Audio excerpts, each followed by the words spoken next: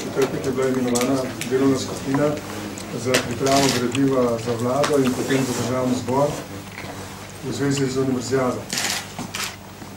Delovna skupina se je danes seznanila z rezultati podskupin, ki so pripravile gradivo za posamezne postavke iz tega zadnjega gradiva, ki ga je predlagala ta organizacijska skupina.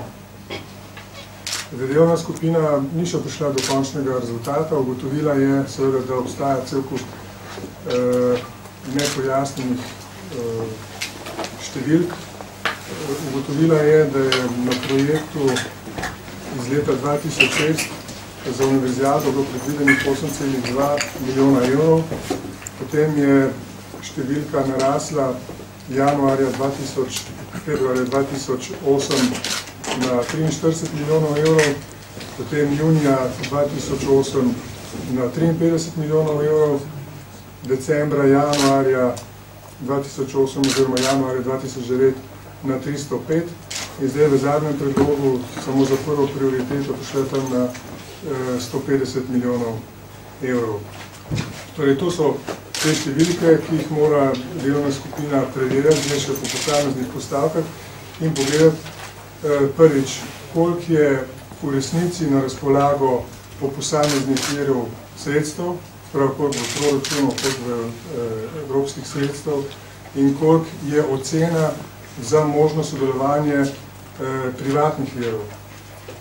Naše prve ocene so, da iz privatnih virov enostavno ne moremo več pričakovati toliko sredstev, kot jih predvideva predračun predlagateljev.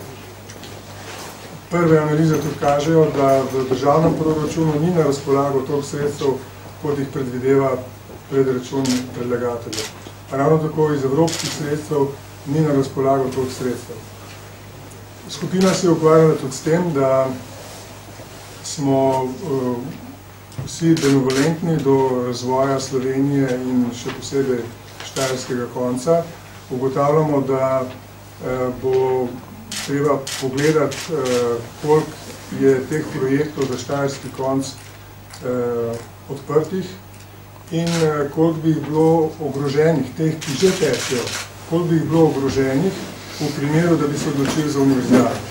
Torej, vlada se je namenila in ta delovna skupina pripraviti temeljito gradivo, ki bo upoštevalo čim več dejstev, po možnosti vsa dejstva, ki so vezana na univerzijado in s tem bo šla v državni zbor, tako da se bo državni zbor lahko kompetentno odločil o tem, kako z univerzijado in kako z razvojem Slovenije ter tega štajerskega področja.